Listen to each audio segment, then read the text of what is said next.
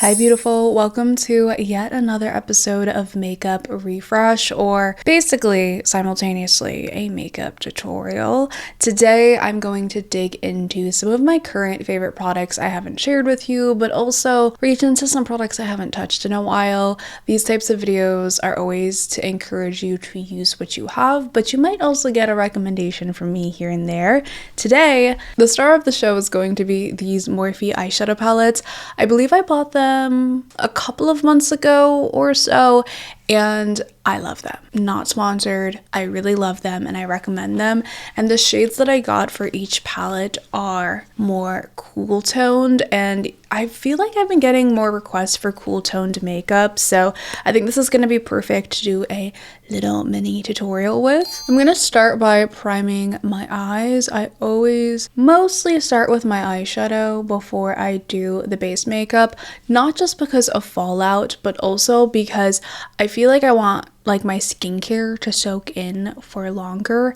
And if I do foundation and powder very last second, I feel like it lasts longer, if that makes sense. When you walk out the door, the foundation, the concealer, the powder is gonna look really fresh. Another tip when you are priming your eyes, whether that's with concealer or a primer, always make sure you are priming like this area of the face. Don't forget the outer parts of the eyeshadow or the inner parts of your eyes, because we are gonna put eyeshadow there. You don't want to stop your eyeshadow right here because our face is not two-dimensional. Our face is four-dimensional, three-dimensional. So you don't want to forget those side areas of your face because eyeshadow will go there as well. I have two options for the Morphe palettes. The mini one is called Cyberchrome, and the shimmers on this one are impeccable. And this is a truly cool toned eyeshadow palette. But the one that I've been reaching for the most is the Moonstone palette. I absolutely love the brown tones in here because they're not extremely cool tone. I actually feel like they lean more neutral on my eyes. And again, the shimmers are beautiful. I don't use them as much because I'm not always wearing shimmer, but we're gonna do my go-to eye look with this just so you can see what I love about it. And maybe if I'm feeling fancy, we'll do a little bit of shimmer, but let me just show you this shimmery shade for the sake of showing you. This feels like a ColourPop. Can you see it? You can't see it. The lights are so bright. This is a creamy shimmer, almost like the ColourPop Super Shock in a way. But then we also have the silver, dark gray, the taupey color. Oh, the taupey color in this is beautiful. And these are more metallics rather than wet shimmers, if you can't tell. And then in this palette, the shimmers in these are more blinding to me, especially that one. That one's really pretty. Maybe I'll put that on my eyes today. I fear Morphe is killing it with their rebrand. I hope that they come out with a complete matte 12 pan eyeshadow palette, sort of like the Makeup by Mario one, because I'm in love with this formula and the price is great as well.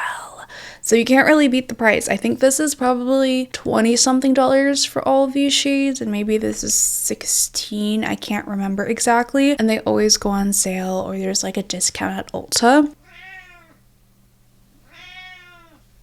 I'm gonna start with this little neutral transitional color right here. I'm using the Rephr 01 brush. Any of the Rephr brushes, I believe most of them were gifted to me in PR. I personally really love the Rephr brushes for eyeshadow because I feel like it picks up eyeshadow really well and it's easy to blend with. But you can use whatever eyeshadow brush you have. I'm just gonna blend this all around the eye. Again, don't forget the sides of your face and into this little socket right here. We are gonna go for a little bit more drama. This is gonna be a full-on eye look. Of course, you can simplify it to how you'd like it. Then I'm gonna go in with this dark chocolate brown. Again, it has a neutral tone to it. This one has a little bit more of a cooler tone vibe. You can't really tell on camera, but I'm just trying to describe it so you can get a better understanding. And I'm using the Rephr Shodo 00. This has more of a loose bristle kind of vibe, so it doesn't pick up as much product, and I like to use it with darker eyeshadows. What I'm gonna do, or what I'm doing, is packing it on the outer corners of my eye very lightly because I'm just building up the color there, and I always concentrate more darkness towards my lash line for that more winged effect. So this is what the blend is looking like so far. I will say the coloring on my camera with this new setup is a lot more accurate, so I really love the neutrality of these eyeshadows. And again, I wish I had just a palette filled with this entire matte row, because that would be my all-time favorite palette. As we get to the darker colors, I like to use looser bristle brushes and smaller brushes because darker colors can get really messy and hard to control. I'm going to be using the Eyeshadow 02. This has a very fluffy tip to it. I'm taking this more cool toned dark brown. Also, if you can't tell, it is so easy for me to use these eyeshadows. I am not having really any issues with them at all. I feel like the eyeshadows are very easy to build. They're very easy to blend. They're not patchy. They don't blend away. They're working with my technique. They're working with how I like to do eyeshadow, which is the most important part. There is a decent amount of fallout on this. It's not as bad as like the Patrick Ta eyeshadows or even the YSL eyeshadows. Last dark color, I'm taking the tiniest liner brush that I own, the Rephr 29. You can't even, like, this is so tiny. Comparing it to an eyebrow brush, look at that. Super freaking tiny. I love it. This is the brush that I'm gonna use with this dark gray. It looks black, but it's actually really dark gray. And I'm officially going to line the lash line with this. Also gonna do a little wing. I don't like using liquid liner for wings anymore, but I like a smoky wing. If you do want it to last longer though, I highly recommend some gel liner, because gel has that kind of powdery effect too, but it will stick on the eyes better. Recently, I have been loving a really bright lid inner corner, so I'm gonna put some concealer there to really brighten up that area. I mean, you can put on a white eyeshadow on top without the concealer, but I do think this helps it stick better. That's what I'm doing. Just taking a flat brush, I am blending the concealer where I want the brighter eyeshadow, and I always put some concealer here. The idea is to blend this part of the eyes into the under eyes. I feel like that just makes everything look more cohesive. Actually, before I finish the eye, I'm gonna go in with a primer because I need the primer to set. So I'm using the Danessa Myricks Yummy Skin Glow Serum. I got this during the Sephora sale, so I just kind of want to test it out. Feel the vibes. Okay, that's beautiful. I don't know how it's gonna make my foundation look, but I am using the Tier foundation. That one's extremely matte and mask-like, so I always just try to overhydrate for that foundation. I'm also testing out the Universal Blurring Balm. I haven't had like the best experience with this, but it's only because I've been wearing it like alone or with new products I don't really know that well. So I'm testing it with the Tier this time, and I know the Tier fairly well, so hopefully this makes it look good. I kind of like didn't need to do both because the other one was glowy and this one's more matte. I think with something matte, I always try to do something glowy underneath because it helps balance things out to neutralize it and be more like normal, what's it called? Natural skin finish. So that's the vibe that I'm usually going for. Looking good. We're gonna let that sit, then do the rest of the eye makeup. Taking the Nicola Rose N12 brush, I'm using my favorite brightening color, which is this really beautiful like peachy beige, and I'm just going to pat this all over the lid very lightly and on the inner corner exactly where we applied the concealer, and that concealer should help the color stick better. The reason why I'm stressing that is because usually with light colors I feel like they just blend away very easily or they don't stick on the eye that well. I always want to make sure I have a good base underneath, and then put some over here. Moving on on to foundation. I'm using the Tier Mask Fit Red Foundation. This is, I would say, in my top 5 favorite full coverage matte foundations. I've been sponsored by them in the past, and this was gifted to me in PR, but I genuinely love it because it is light and thin. Look at how full coverage that is. Super full coverage. The only thing I would say is that if you have dry skin, or in general, even with oily skin, you just have to prep well with a product like this. Don't be afraid of it. I always, again, like going overboard with my hydration, with my base, and then go in with matte foundation because it just balances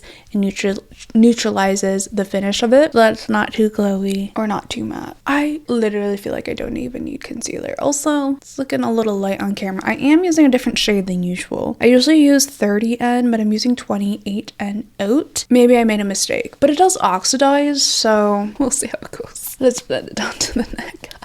Another tip is on camera, you should use a foundation that is slightly darker than you because 30 and 31N in the Tear Tan foundation looks perfect on me in front of the camera, but I do notice in person it can be slightly darker or a little bit too warm. But as you can tell, like this in person does match my neck really well, but because of all of the bright lights and everything, it's making my face look really pale. Just something to think about, and that's why it's really important to kind of think about if you're doing your makeup for the camera or if you're doing your makeup for in person, like which one are you going to prioritize? I think it's possible to make it look good for both, but it's always going to look better on one end than the other. And today we're going for on-camera makeup. I'm going to take another color.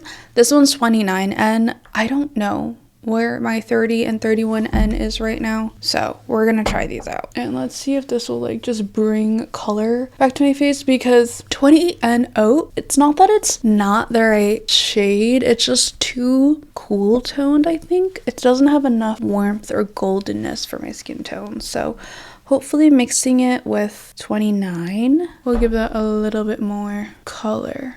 And it's giving me more coverage. We are really going full coverage today, huh? I'm also using the Nikki LaRose BK Beauty Brush, an N17. Most BK Beauty Brush, I think all of them actually are gifted to me in PR. I have been loving the Nikki LaRose set. I swear by it. And I'm debating on buying another set just for personal reasons.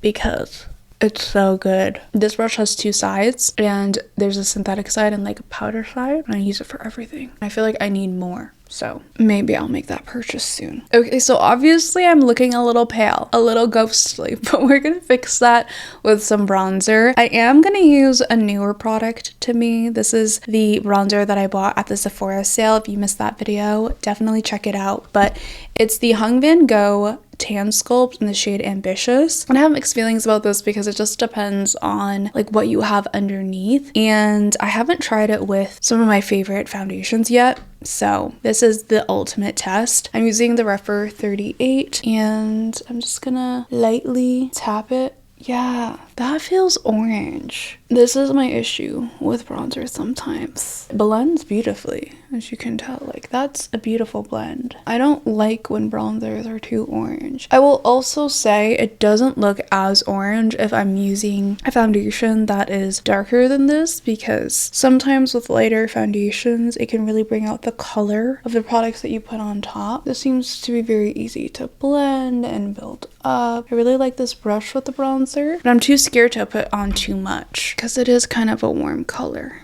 But we are bringing life back to my face. It's supposed to be a tan sculpt, so I kind of like don't understand why this is running orange when it's supposed to be neutral. I wonder if the lighter shade would work better on me, but I'm scared because sometimes it's too light, so I might have to just deal with this one. Wait, I don't think it looks bad. I feel like I was a little bit more controlled with my application. If I put too much, it will turn really orange, but this was just the right amount. It looks nice and blended, not too patchy. I do have like patchy skin underneath, so that's kind of expected. I think I'm liking it. Now, the vibe I'm going for is more of a cooler toned berry blush, which I don't have with me right now. I actually really want to buy one, but we're actually going to mix to make the cool tone blush I'm looking for. So Rare Beauty. This is in the shade Hope. It's more of a neutral pink, so I feel like this is like a good base, not too orange. I'm gonna mix it with the Huda Beauty Ube Cream, which as you can tell has more of that like very cool toned lilac purple vibes. Mix it all together and you know we got the best of both worlds. Let's see what that does. Yeah, I feel like that makes it more of like a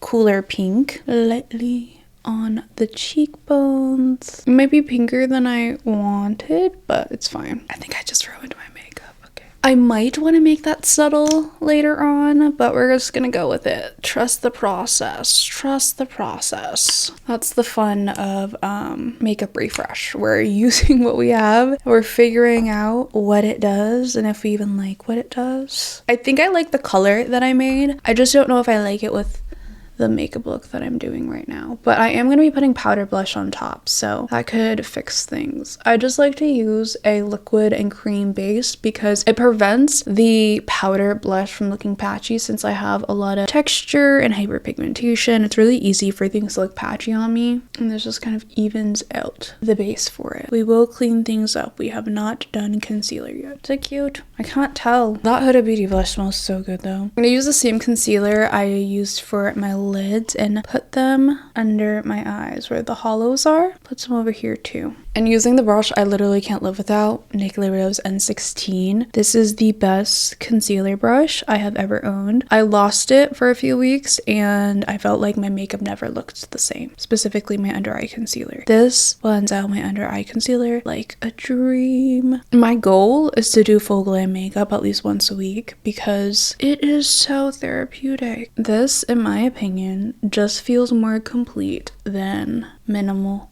makeup. It just simply does. And you might be wondering, why don't you just do your makeup like this every day? Listen, y'all, some days I wake up at 5 o'clock in the morning to go to work and I'm not waking up at 4 o'clock just to make my face look like this.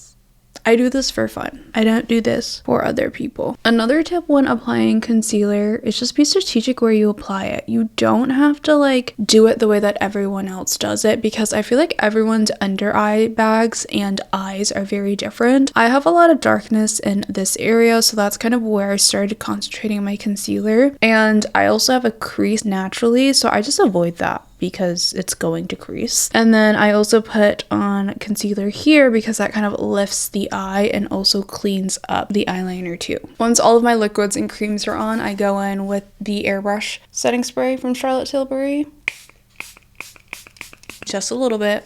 Spray that on, let it soak, and then I will top off the excess with a sponge. And this for me just helps like the creams all melt together and sets the creams on my face before I go in with powder. I do feel like when I skip this step, my powder doesn't look that good, so here we are. And then once we let that set, I go in with the sponge, and basically what I'm doing is just tapping off like excess product that will make my makeup look cakey. Because once you put that powder in, that stuff is all locked in and you can't change it. And then because the Charlotte Tilbury setting spray is glowy, it also kind of like neutralizes the finish of my skin again, so it's not too glowy. But as you can see, I already kind of like made the blush look a little bit more natural to my skin because I'm kind of patting off some of that color. Now I go in with powder. So powder bronzer. Some people don't understand the step of why you do both, but again, the cream and the liquid helps create a base to prevent makeup from looking patchy, especially even if I have a full coverage foundation. That patchy, like the hyperpigmentation, my acne scars still peek through foundation and concealer, so having that extra cream blush or liquid blush just really helps along with the bronzer. And then when you're setting it with a powder, that also kind of can fix any of the color that you have, but it just helps just the makeup last longer. So if the powder fades, you still have some color showing through with the liquid and the cream. You don't have to do both, but I genuinely think it looks better when you do both and it lasts longer when you do both. So depending on how much time you have in your day, up to you. Also, this Dior bronzer, I think it's moving up in the ranks of being one of my favorites because it's not too orange and it has like a sheer amount of coverage, so it's not overly pigmented. It's very easy to build up and it smells good and the packaging is adorable. So it's luxury, but it actually kind of was worth it. For blush, I have two options. I was gonna go with this Kosas blush in the shade Euphoria, but it's like very bright and berry. I didn't really like my bright blush earlier, so I think I'm gonna have to avoid this one. Instead, I'm gonna use the Elle in the shade Glimpse. This one is way more cool toned and beigey, but it's not that pigmented and can come off ashy, so I'm not sure if I'm gonna like it. Delicately applying the blush on top of everything else. And you know what? Yeah, I think I like that vibe. It just adds a little bit of something, but it's not really like overpowering the eyes, which is kind of what I wanted. Because you can't forget we're gonna do lips too. A little bit on the nose, a little bit on the chin. All right, I think that the blush looks good. I'm happy that I went this route and not with the bright berry route. I wanted a more subtle blush for sure. Now we're gonna move in with setting powder. I haven't used this in a hot minute. It's the One Size setting powder in the shade Sweet Honey. This is my #1 powder recommendation if you have really, really oily skin. I don't use this all the time because it can be a little cakey depending on the day, what you have underneath, but it looks impeccable on camera because it's super matte and I think it still has talc in it. I'm gonna use another brush that I coincidentally feel like I can't live without, and it's also from the Nikki LaRose collection, N14. I don't know what she put in these brushes. I don't know what she was doing in the lab or whatever manufacturer, wherever she makes these brushes, but holy moly, like I love the way that these work and they just fit with my makeup routine really well. And I just kind of like do a small amount of the One Size because again, if you put too much it can look a little cakey if you're not careful. And then after that I just kind of reassess and see if I want to bake or not, but you don't always have to bake using this powder. Okay, wait, I think my makeup looks good today. Yeah, I'm happy with it.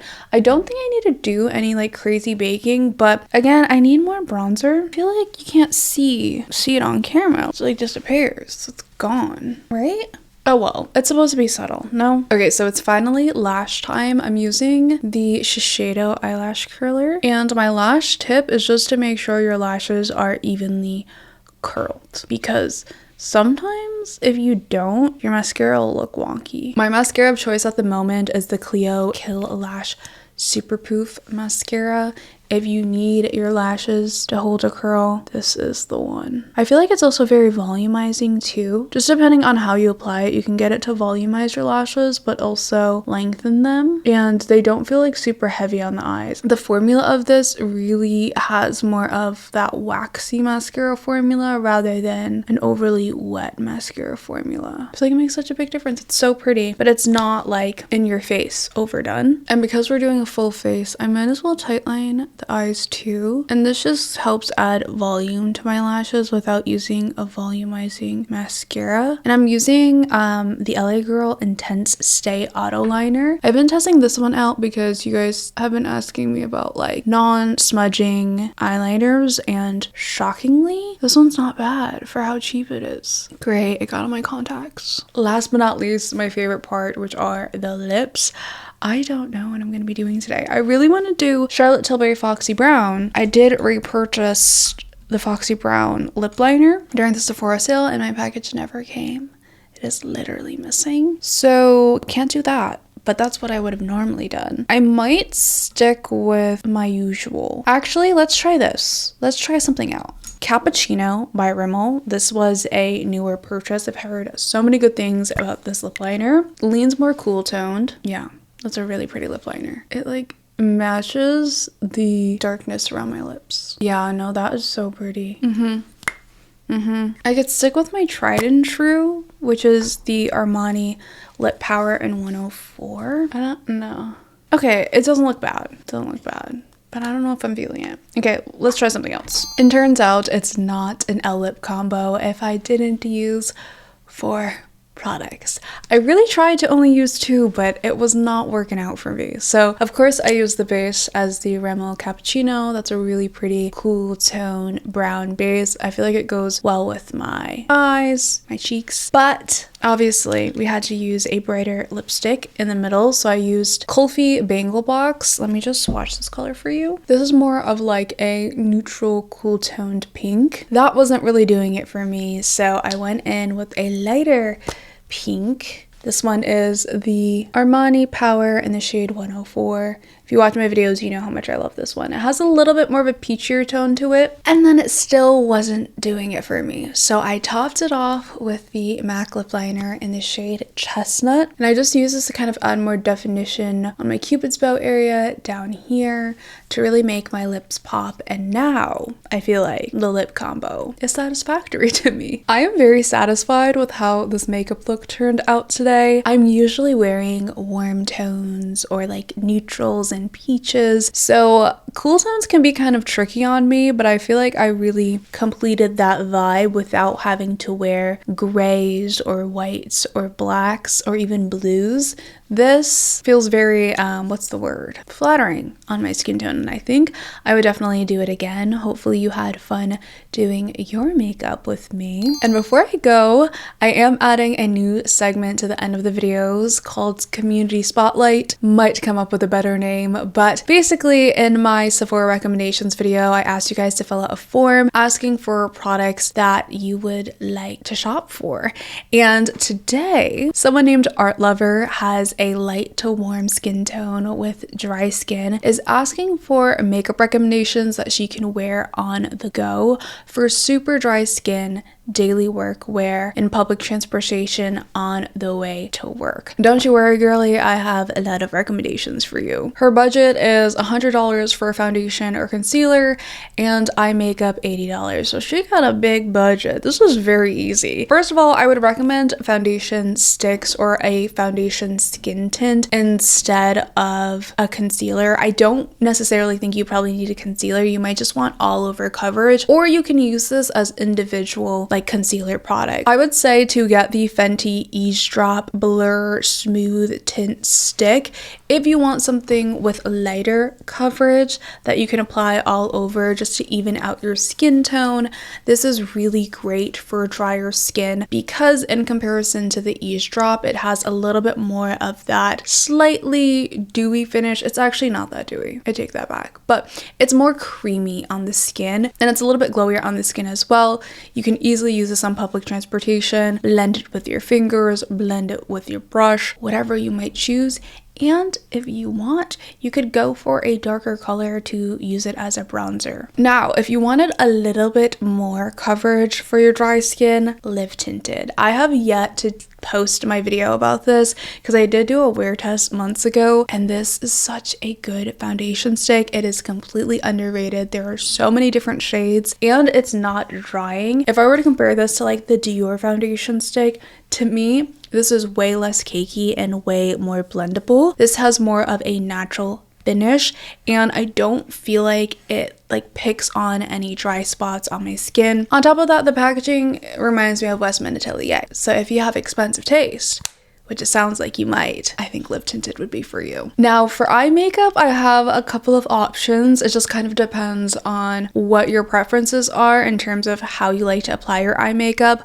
I'm assuming you don't want to do like a full eye look on public transportation. So my go-to would either be eyeshadow stick, liquid eyeshadow, or cream base. Depends on what you're going for. I think on public transportation, the least messiest would be the eyeshadow stick. This is the Maybelline Matte Color Tattoo. I've been testing these out and they're so good.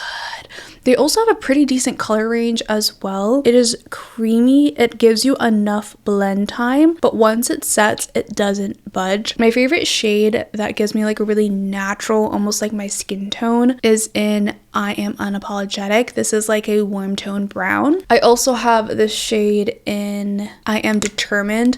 This is more of a cool dark brown. If you can't tell, it's super easy to blend.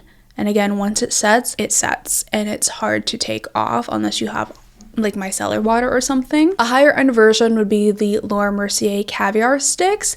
I really like those as well, but I didn't find my perfect color until I bought Maybelline. So depends on the color range, depends on, you know, what budget you would prefer, but I do like the Maybelline ones just as well. So up to you. Now, if you don't mind a little mess, a little finger action, sounded inappropriate. I really love the Armani liquid eyeshadows. This feels so chic to me. Not the packaging, like there's nothing really fancy about the packaging, but just applying it like this and blending it out with your fingers, it gives you a really beautiful metallic sheen and enough blend time. So once this sets, it also will last on your eyes. And they have a variety of shades that I feel like would be really beautiful for work. But if you're a cream shadow person, the Merit Cream Solo Shadows. Now, the matte ones, in my opinion, are a little bit more long lasting and they don't crease the way that these shimmery metallic ones do. So if you prefer long lasting, I would go with the matte colors. But if you don't mind a little bit of creasing, a little bit of just like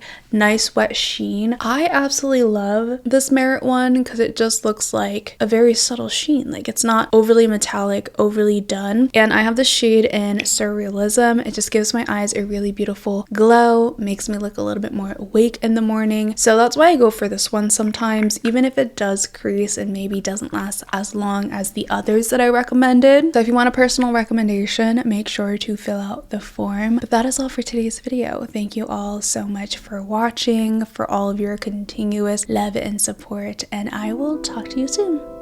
Bye!